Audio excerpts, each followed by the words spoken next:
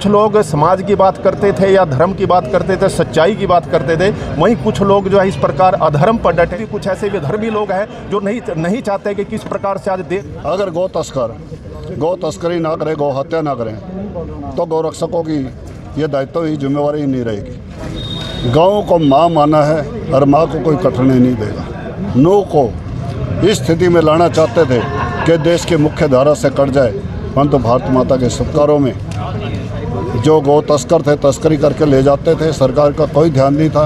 परंतु में दर्शन करने के लिए यात्रा पे जाना, इसमें बीजेपी का षड्यंत्र कहाँ से आ गया? पहाड़ की चोटियों पे चढ़ के पत्थर बरसाना, गोलियां चलाना, स्टेन गन तक का प्रयोग, मोटार तक का प्रयोग करना, इसमें षड्यंत्र कहाँ तक आ गया? तो मैं नहीं जानना चाहूँगा ये कौन क्या बोल रहा है। सफेदों के अंदर ओबीसी मोर्चा की अगुवाई के अंदर एक तिरंगा यात्रा, उसके अंदर भारतीय जनता पार्टी नरेंद्र मोदी जी के आह्वान के ऊपर तिरंगा यात्रा निकाली जा रही है। ये तिरंगा यात्राएं उन शहीदों के लिए नमन है जिन्होंने इस देश की आज़ादी के अंदर बलिदान दिया, और ऐसे अनगिनत शहीद जिनका नाम का भी उल्लेख नहीं है, उनको सच्ची श्रद्धांजलि है। आज सफेदों के अंदर ओबीसी मोर्चा के नेतृत्व के अंदर ये यात्रा निकाली गई। इस यात्रा के अंदर आपने देखा समाज के सभी वर्ग ने बढ़ चढ़कर हिस्सा लिया, सभी गणमान्य व्यक्ति इसके अंदर उपस्थित थे। और निश्चित रूप से जब इस प्रकार की यात्रा शहर के अंदर निकलती है तो शहर के लोगों में एक जोश बढ़ता है, एक उमंग आती है, एक तरंग होती है, और उससे एक नए देशभक्ति जज्बा उठता है। और अब हम गांव-गांव जाएंगे और गांव-गांव के अंदर जो शहीद हुए हैं जिन गांव में, उनकी मट्टी इकट्ठी कर 29 तारीख को मंडल अनुसार पूरे देश से दिल्ली में जाएगी, जहां पर नरेंद्र मोदी जी एक अमृत वाटिका बनाएंगे और वो सारे देश की शहीदों के गांव की मिट्टी उसमें सम्मिलित होगी, ताकि उसमें मिट्टी से एक खुशबू आए, उन शहीदों की याद आए, उन शहीदों का बलिदान आए, और पूरे देश के अंदर एक वातावरण बने कि अमृत वाटिका के अंदर हम सब गांववासियों का योगदान है। और इसी कड़ी के अंदर हम 75 वर्ष अमृत महोत्सव के पूरे हुए हैं और हर गांव के अंदर हम 75 पेड़ लगाएंगे। बहुत बहुत धन्यवाद। जय हिंद, जय भारत। आज आप सफेदों पहुंचे हो, आप प्रभारी भी हो जिन जिले के, आज की विशेष जो कार्यक्रम हुआ है। हाँ, देखिए आज जिस प्रकार से आज़ादी के दीवानों के प्रति अपनी कृतज्ञता जताने के लिए, और भारतीय जनता हर बार जो है 15 अगस्त के दिनों में जो है इस बार इस प्रकार से तिरंगा यात्रा निकालती है, और इस बार भी जो है पूरे देश के सभी विधानसभाओं में जो है इस प्रकार से ये तिरंगा यात्राएं निकाल रहे हैं, और भिन्न भिन्न मोर्चों को और भिन्न भिन्न कार्यकर्ताओं को इसमें शामिल करते हुए उनको जिम्मेवारी, उनकी अगुवाई में कार्यक्रम किया जा रहा है। और जिस प्रकार से आज़ादी के दीवानों ने उन दिनों इस देश को आज़ाद कराने के लिए, भारत माता को आज़ाद कराने के लिए जिस प्रकार से अपनी शहादत दी, और किस प्रकार से उनके परिवारों को भी पीड़ित होना पड़ा, तो उन परिवारों के प्रति भी संवेदना, सम्मान प्रकट करने के लिए इस प्रकार से यात्राएं निकाली हैं, और एक वातावरण बनाने के लिए पूरे देश में जो है आज़ादी के दीवानों के प्रति और आज़ादी के प्रति, एक स्वतंत्रता के प्रति जो है एक वातावरण बनाने के लिए इस प्रकार से यात्रा निकालने का काम किया। और आज आपके माध्यम से मैं पूरे सफेदों को जिस प्रकार से तिरंगे से जो है एक प्रकार से स्वतंत्रता का वातावरण बनाने का जो काम आज इन कार्यकर्ताओं ने किया है, इन सबको भी बहुत बहुत बधाई देता हूँ, और पूरे देश वासियों को भी बधाई देना चाहता हूँ। धर्मवीर, आपको नहीं लगता 75 साल आज़ादी के बाद भी नूह में इतना बड़ा धार्मिक उन्माद हो गया, दंगा हो गया? हाँ, देखिए मैं विपक्ष सरकार को क्लियर बता रहा है। नहीं, ऐसा नहीं है। देखिए मैं आपको जैसे बताना चाहता हूँ कि जिस प्रकार से चाहे त्रेता द्वापर कोई भी सतयुग रहा है, तो कहीं ना कहीं इस प्रकार के विधर्मी लोग जो है हमेशा रहे हैं। जहाँ कुछ लोग समाज की बात करते थे या धर्म की बात करते थे, सच्चाई की बात करते थे, वहीं कुछ लोग जो है इस प्रकार अधर्म पर डटे रहते थे, इस प्रकार असत्य को आगे बढ़ाने का काम करते थे। तो ठीक इसी प्रकार से आज भी कुछ ऐसे विधर्मी लोग हैं जो नहीं चाहते कि किस प्रकार से आज देश जो है पूरे अंतर्राष्ट्रीय स्तर पर आगे बढ़ रहा है, किस प्रकार से मोदी जी की अगुवाई में भारत का नाम हो रहा है। आज हमारे विदेश में जो बच्चे रहते हैं, किस प्रकार से उनका सम्मान बढ़ा है, तो इसको नहीं देख सकते। इसलिए वो आज इस प्रकार का जो है काम करते हैं, इस प्रकार का जो वैमनस्य फैलाने का जो है, सांप्रदायिक झगड़े करवाने का इस प्रकार से काम कर रहे हैं। तो और विपक्ष को तो आज क्योंकि बोलने के लिए उसके पास कुछ नहीं है, आज चहुमुखी विकास जो है पूरे देश में और प्रदेश में हो रहा है, इसलिए विपक्ष कहीं ना कहीं छोटी मोटी जो बातें हैं उनको इस प्रकार से ढूंढता रहता है और उनको इस प्रकार से मीडिया में आने दिखाने का मौका मिलता है। तो इसलिए विपक्ष केवल जो है इस प्रकार की भूमिका निभा रहा है। तिरंगा यात्रा में महिलाओं का योगदान बहुत दिखाई दिया क्या? हाँ, देखिए मातृशक्ति और जिस प्रकार से हरियाणा प्रदेश में मैंने अभी भी कहा था कि पंचायती राज में किस प्रकार से 50% जो है हिस्सेदारी मातृशक्ति को दी है। और आज भिन्न भिन्न क्षेत्रों में, चाहे वायुसेना की बात है, चाहे मिलिट्री की बात है, कहीं भी इस प्रकार से जो है मातृशक्ति आगे बढ़ रही है, लड़कियां महिलाएं आगे बढ़ रही हैं। तो आज इस यात्रा में भी उन महिलाओं की भागीदारी जो है वो एक प्रकार से महिला आज़ादी का, महिला स्वतंत्रता का जो है इस प्रकार से आगाज करने का उन्होंने काम किया है और इस प्रकार से एक संदेश देने का काम किया। प्रभारी हुआ पर लोकसभा चुनाव भी कहीं ना कहीं नज़दीक है, कैसी तैयारियां हैं? देखिए आज जो है जिस प्रकार से आज पन्ना प्रमुख तक के जो है हमारे कार्यकर्ता, हमारा संगठन बन चुका है और विपक्षियों के द्वारा भी जो है प्रदेश का और जिलों का गठन भी नहीं हुआ है। तो आज प्रत्येक कार्यकर्ता जिस प्रकार से आप देख रहे थे किस प्रकार से पद यात्रा में, जो तिरंगा यात्रा में जो उनमें एक जोश है, वो जोश जो आने वाले दिनों में जो है वो पूरी जनता को जो है भारतीय जनता पार्टी के पक्ष में मोड़ने में, कमल के पक्ष में मोड़ने के लिए वो काम करेगा। और आने वाले दिनों में प्रदेश की बात हो या देश की बात हो, दोनों में जो है वो भारतीय जनता पार्टी की सरकार बनेगी। आप दोनों जिलों के मुख्य प्रभारी हो, जींद भी बदलाव की धरती है और सिरसा में का भी एक बड़ा रोल है हरियाणा का। तो क्या कुछ कहना चाहो किस प्रकार का जो इस समय परिदृश्य है? सबसे पहले तो मैं बधाई देता हूँ अमृत महोत्सव पर कि इस देश के मजबूत और सशक्त प्रधानमंत्री ने जो देशभक्ति की भावना हर नागरिक में पैदा करने का काम किया है और एक नारा जो दिया, घर घर तिरंगा, हर घर तिरंगा। तो ये पहली बार ऐसा देखने को देख रहे हो आप 2014 के बाद कितना हमारे देश के प्रति लोगों का प्यार हुआ है कि पहले देश फिर बाद में हम, ये नारा हमारे देश के प्रधानमंत्री जी ने दिया।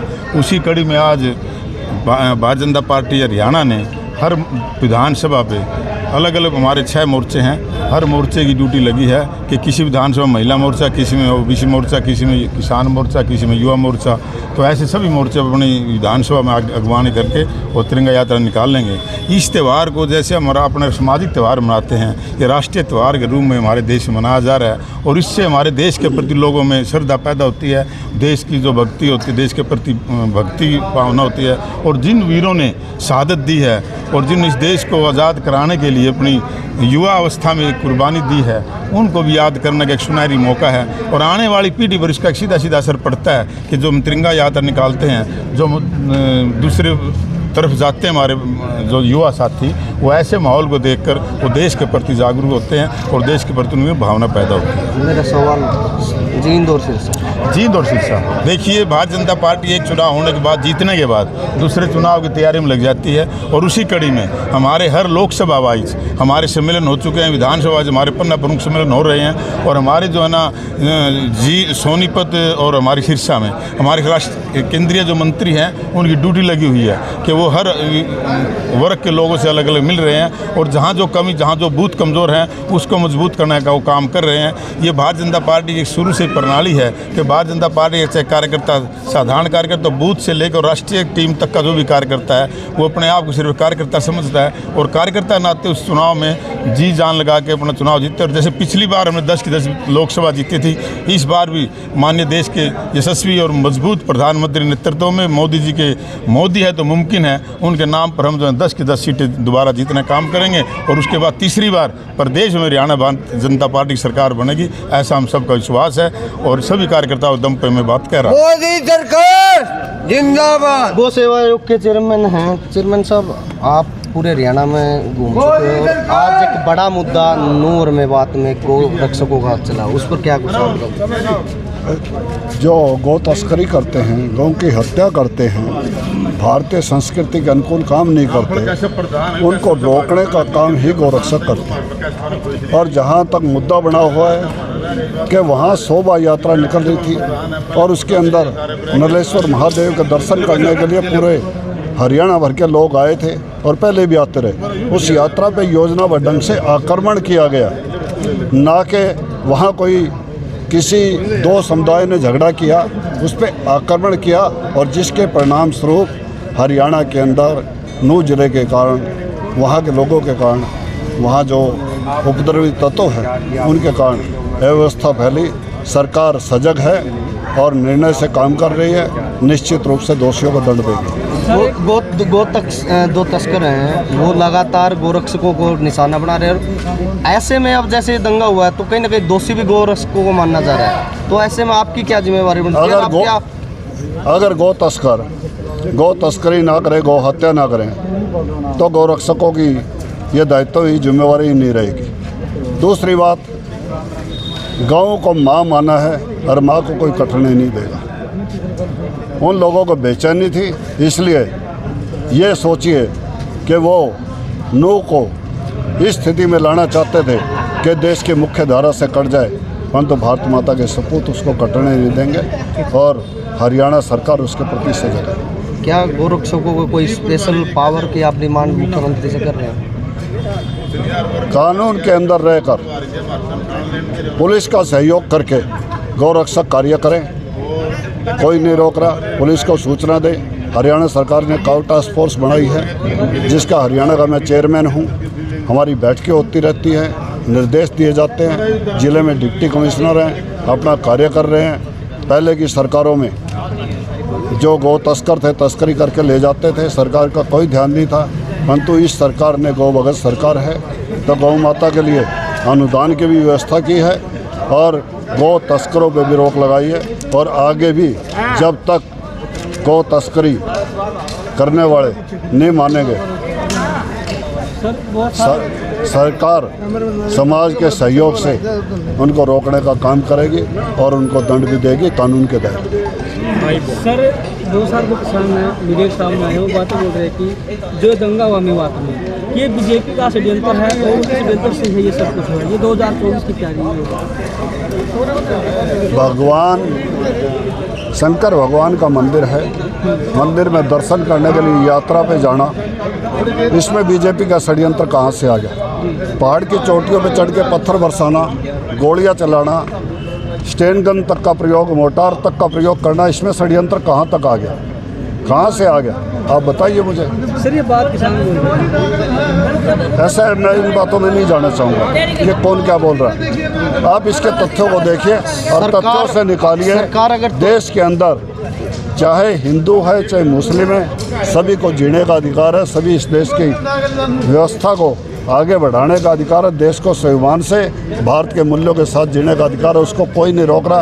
अब जो देश विरुद्ध कार्य करेगा, जो भारत में किसी भी तरह के अनैतिक कार्य करेगा, ये तो उन लोगों का कार्य था जो साइबर क्राइम करते थे, जिन पे पुलिस ने सख्ती की थी, जो गौ हत्या करते थे और या अन्य अपराधी तत्व, उन्हीं का षड्यंत्र था कि वो देश की अखंडता को अक्षति पहुँचाना चाहते थे। परंतु मोदी जी के नेतृत्व में और मनोहर लाल जी के नेतृत्व में ऐसी सरकार बनी है, किसी को भी गलत कार्य नहीं करने देंगे और जो भी दोषी है उसको निश्चित रूप से कानून के दायरे में दंड देंगे। अध्यक्ष जी, आप 2 के अध्यक्ष हैं और सफेदों में गौ सड़कों पर है, काफ़ी बार आप बोल भी चुके भी इनको अंदर कराएंगे। बहुत सारी सड़कों पर गौ ऐसे घूम रहे हैं, नंदी घूम रहे हैं, क्या करेंगे? बिल्कुल, बहुत बार सफेदों के अंदर गायों को गौशालाओं में करवाया गया और बहुत सी नई गौशाला भी खुली। अगर आप लगाएं आज से 20 साल पहले की बात, तो सफेदों में एक ही गौशाला थी।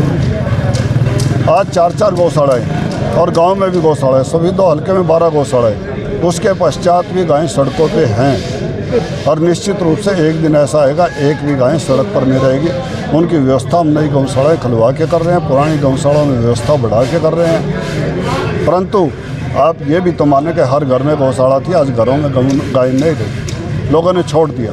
उस सब का सामना करते हुए हम प्रयास कर रहे हैं और समाज का सहयोग लेकर कर रहे हैं। समाज भी बढ़ चढ़ कर भाग ले रहा है और अभी जल्दी ही हम अभियान चलाने जा रहे हैं कि एक भी गौ माता सड़क पर न रहे और जहाँ रहे सुरक्षित रहे और सुखी रहे। Thank you. ठीक है, धन्यवाद।